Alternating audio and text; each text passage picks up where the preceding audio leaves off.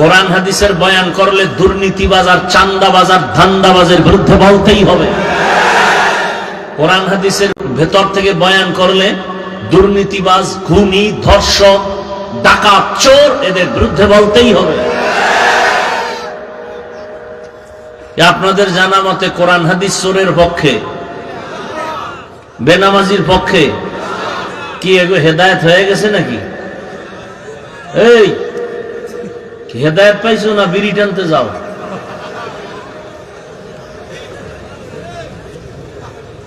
আসো কেন আজে? তোরা নিজেরও ক্ষতি করো, আমাদেরও ক্ষতি করো।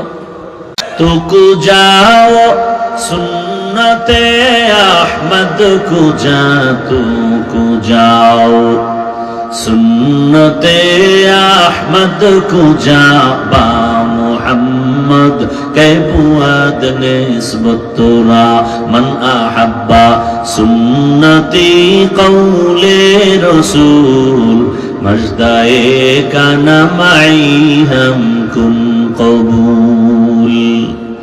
মনিটরের রিভাবটা কমাও, পুরাটা কমায়ও না, একটু রাইখো। আমাদের সাথে দুশ্মনী করে তোমার লাভ কি? ভলিউমটা একটু বাহিরের বক্সের বাড়ায় দাও। আল্লাহ, বুঝের অভাব। আমার মতো হুজুরের যদি বুঝের অভাব থাকে, তখন নারী নিয়ে আড্ডা দিবে বেপরদায়। আর একজন জেনারেল লাইনের মানুষ যদি বুঝ ঠিক হয়ে যায়, সে কলেজের প্রফেসর হইয়াও নামাজ ছাড়বে না। এর নাম তাফাক্কুহ ফিদ্দীন। ইলমে রা'ইজাজ করদান বেহিসাব, ইলমে রা'ইজাজ করদান বেহিসাব, খলকে রাদা দন জওয়াবে বাসওয়াব। রহমতের নবী বলেন, আল্লাহকে অসন্তুষ্ট করে পৃথিবীর আর কারো হুকুম মানা যাবে না। আল্লাহর হুকুমকে অমান্য করে অন্যের হুকুম মানে তারা কারা? এক জবাব হলো, তারা দুনিয়া লোভী, স্বার্থপর।